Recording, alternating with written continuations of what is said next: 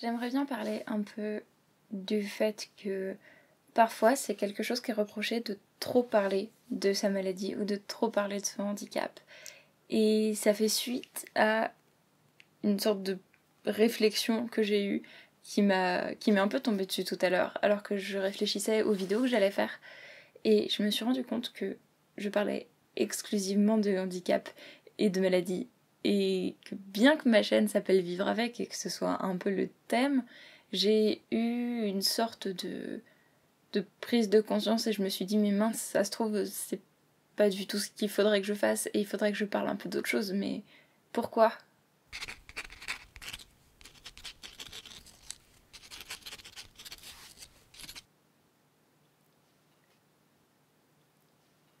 Tout à l'heure, quand j'ai fait ma liste de sujets que je voulais aborder, parce que je me suis dit, bon, ce serait bien que ce soir je filme, je vais finir 2 idées, 3 idées peut-être, et puis filmer.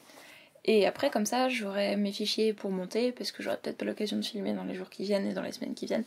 Donc au moins, j'aurai mes rushs, j'aurai mes fichiers, et je pourrai faire du montage quand je serai assez en forme et quand je serai bien.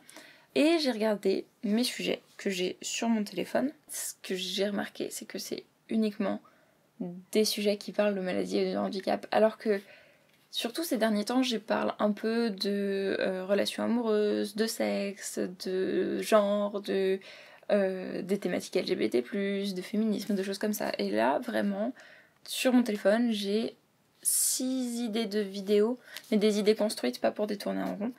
Et ces 6 idées concernent le handicap, la maladie. Sur mes listes de tournées en rond, pareil.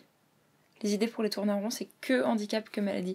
Et en fait, je discutais avec un ami et je lui ai dit, mais j'ai l'impression qu'il faudrait que je fasse autre chose. Et j'ai l'impression qu'il faudrait que je parle d'autre chose que de maladie et de handicap. Alors que, en fait, c'est le thème de ma chaîne.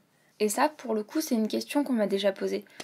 On m'a déjà demandé, est-ce que tu parles d'autre chose et comment est-ce que tu fais pour parler d'autre chose quand t'es avec tes proches, par exemple ? Parce que il y a des personnes qui sont venues me voir en me disant mais moi mes proches disent que je parle que de ça.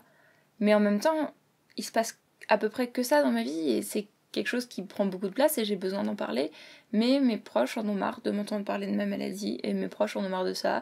Et j'ai réfléchi un peu à ça aussi et je me suis demandé si c'était pas lié. Le fait que je me sente comme obligée de faire autre chose. Comme si ça allait pas assez plaire, comme s'il fallait que je fasse énormément de vues, comme si... Et surtout que, en plus, même au niveau monétaire, je dépends pas du nombre de vues, parce que je tire pas de revenus publicitaires de la pub, en fait. Mes vidéos sont pas monétisées. J'ai une page de financement participatif où les personnes peuvent faire des dons, et en fait, ça, surtout dans mon cas, ça va pas vraiment être proportionnel au nombre de vues, et pourtant... Peut-être que c'est aussi la plateforme qui encourage ça, le fait que les vues soient comptées, que ce soit quelque chose d'aussi important, parce que c'est vraiment sous les vidéos, c'est bien mis en valeur. Souvent, les personnes qu'on rencontre disent « Ah, et tu fais combien de vues ?» Et on compare les vues, on compare les moyens d'avoir des vues, et peut-être que c'est lié à ça aussi, cette sorte d'obligation que je me suis sentie de parler d'autre chose que de handicap et de maladie. En me disant « Mais je parle que de ça, ça veut dire que je vais toucher qu'un nombre réduit de personnes, ça veut dire que... » Mais non, en fait. À la limite, c'est pas grave si je parle pas à tant de personnes que ça. Ce qui est important, c'est que, alors c'est déjà que je me fasse plaisir en faisant les vidéos et que je m'épanouisse et que ce soit quelque chose qui soit une expérience positive de mon côté, mais aussi que je puisse aider à sensibiliser des gens, que je puisse permettre à des gens qui vivent des choses similaires de se reconnaître dans ce que je dis, que je puisse aider et que je puisse partager, que je puisse aussi ouvrir la discussion, parce que souvent je vois au niveau de Facebook qu'il y a des partages avec des discussions entre les familles après. Et c'est des enfants qui vont montrer les vidéos à leurs parents, c'est des parents qui vont montrer les vidéos à leurs enfants. C'est un support en fait.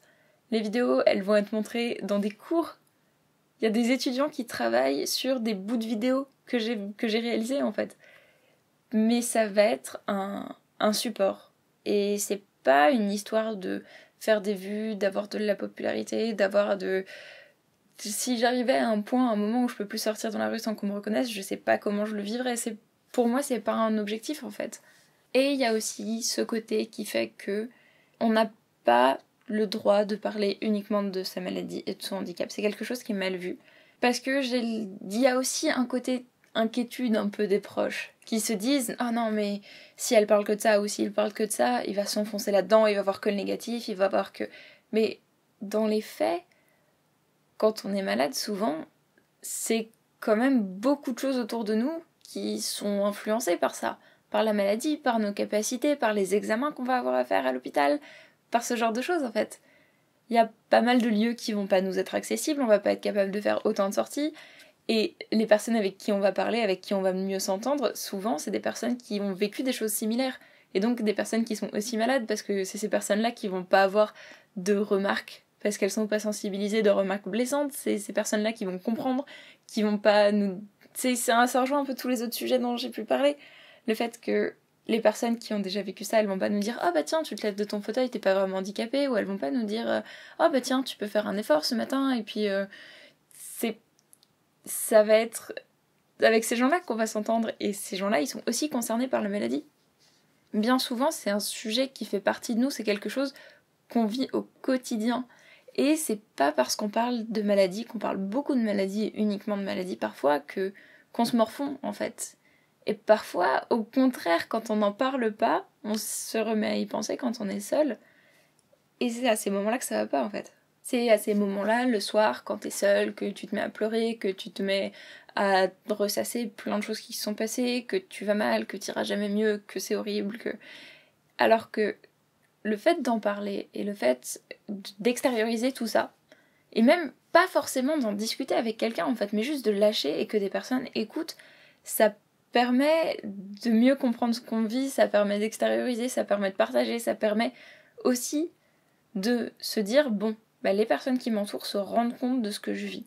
Et les personnes qui m'entourent ont conscience de ce que c'est, ont conscience des améliorations, des aménagements dont j'ai besoin, et ont conscience de tout ça en fait, tout simplement. J'ai eu une remarque sur un direct, le dernier direct ou l'avant-dernier direct, je sais plus. En fait, le soir, généralement, je fais mon oxygène, et je le fais le soir parce que c'est le moment où je suis sûre que je suis posée, et c'est aussi le moment où je vais le moins bien dans la journée.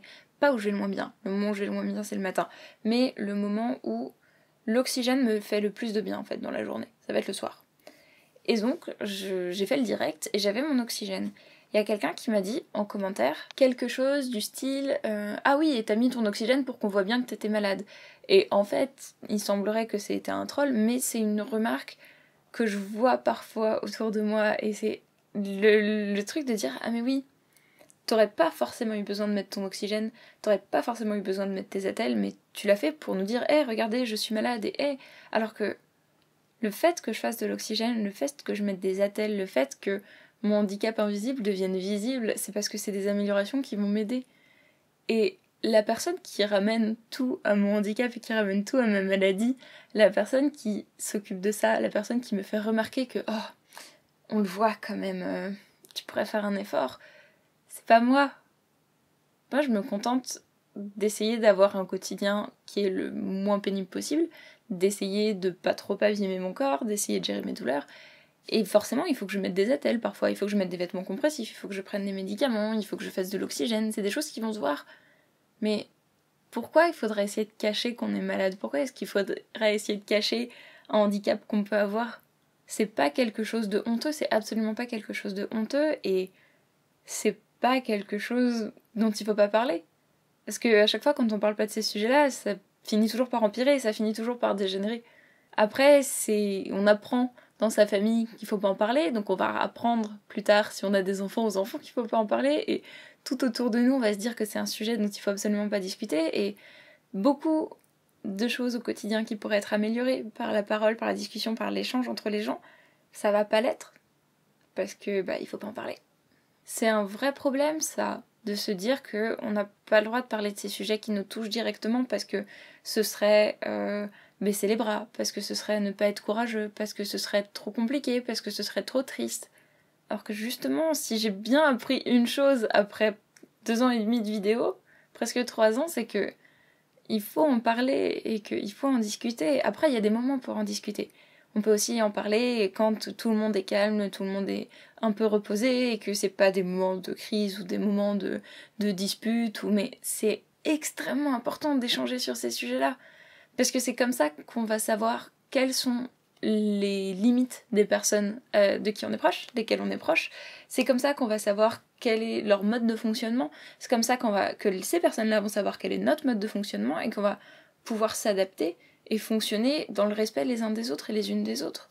en fait. C'est la seule solution, l'échange et la discussion. C'était un petit bout de réflexion que j'ai partagé avec toi. C'est vraiment très brouillon, mais c'est le principe des tournées en rond, encore une fois. Je dis ça à chaque tournée en rond, j'ai l'impression. Si jamais tu veux voir d'autres vidéos, il y en a plein d'autres, sur des sujets plus construits aussi. Et puis, prends bien soin de toi. Prends bien soin de toi et de toutes celles et de tous ceux que tu aimes. Souris aux gens dans la rue si t'es à l'aise avec ça. Et à tout bientôt.